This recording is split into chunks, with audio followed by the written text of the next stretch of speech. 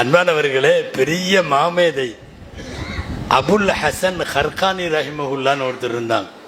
சில நேரம் அவங்க பெரிய அவுலியாவா இருப்பாங்க, வீட்டில் அமையிறது அந்த மாதிரி இருக்காது.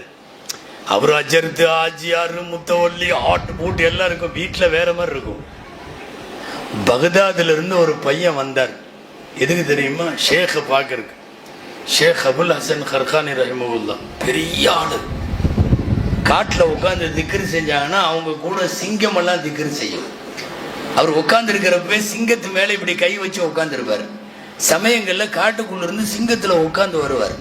அவர் வரலாறை படிக்கிறப்பவே எல்லாத்துக்கும் சிங்க நினப்புக்கு வரும். ஏன்னா கூடவே நீங்க ஒரு அட்டாச்சாவே இருப்பார் சிங்கத்து கூட.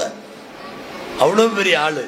பகதாதுல இருந்து ஒரு பையன், ஒரு 20-30 வயசு பையன் கிளம்பி ஷேக்கை சந்திக்கலான்னு வந்து அட்ரஸ் கண்டுபிடிச்சி வீட்டுக்கு கதவை தட்டிட்டான். தபால்னு கதவை திறந்தது அந்த அம்மா உள்ள இருந்து. அது வேற மாதிரி அம்மா. அல்லாஹு அக்பர். என்ன இல்ல, ஷேக்கை சந்திச்சு துவா வாங்கிட்டு போன. உனக்கும் பழப்பில்லை, அவருக்கும் பழப்பில்லை, போ அங்க இருப்பார் பாரு அப்படின்னு அங்க காட்டுக்குள்ள இருப்பாருன்னு துரத்தி விட்டுச்சு. அதிர்ச்சியாயி இந்த பையன், ஷேக்குக்கே இந்த நிலைமையா அப்படின்னு நான் யோசிச்சுக்கிட்டே வர்றான். இப்படி ஒரு மனைவி கூட இவர் ஏன் வாழணும்?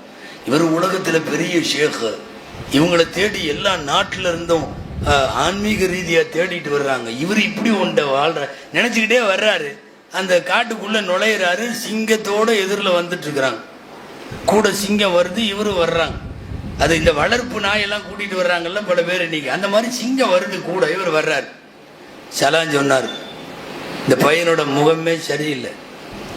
ஆன்மீகவாதிகளுக்கு முகத்தை பார்த்த உடனே தெரிஞ்சு போயிடும். அகத்தின் அழகு முகத்துல தெரியுது.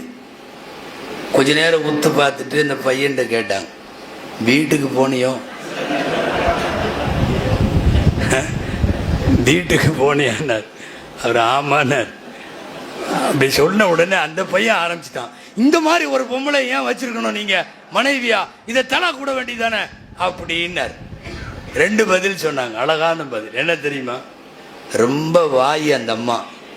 ஆனா ஓவரா அந்த அம்மா வாய் பேசும்போது நான் அமைதியா இருந்துறதுனால தான் அல்லாஹ் வெளியில இந்த மாதிரி வாயில்லா ஜீவனை எல்லாம் என்னோட கண்ட்ரோல்ல வச்சிருக்கான். வெளியில சிங்கம், புலி, கரடி எல்லாம் என் கண்ட்ரோல்ல. ஏன் தெரியுமா? அந்த மாட்டம் நான் கண்ட்ரோல்ல. அப்புறம் சொன்னாரு, தலாக்கு விட்டுறலாமல்லன்னு கேட்டீல்ல, நான் விட்டுருவேன். ஆனா எனக்கே நல்லா தெரியும், நான் தலாக்கு விட்டா வேற எவனும் கட்ட மாட்டான். அந்த அம்மாவை வேற யாரும் கல்யாணம் பண்ண முடியாது. ஆனா என் பிள்ளைகளை அவன் நல்லா பாத்துக்கிறான்.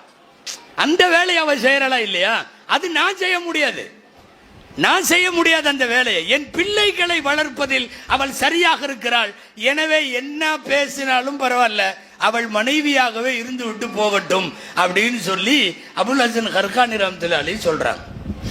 இப்ப இதையெல்லாம் சொல்லிட்டு நீங்க எங்களுக்கு என்ன சொல்ல வர்றீங்க அப்படின்னு கேட்குறீங்க. ஒன்றும் இல்லை, டார்ச்சர் அதிகமாக இருந்தா நீங்க அவுலியாவாகிறதுக்கு வாய்ப்புண்டு. சொல்ல முடியாது, நம்ம எல்லாமே அவுலியாக்கள் ஆகிறதுக்கு வாய்ப்புண்டு.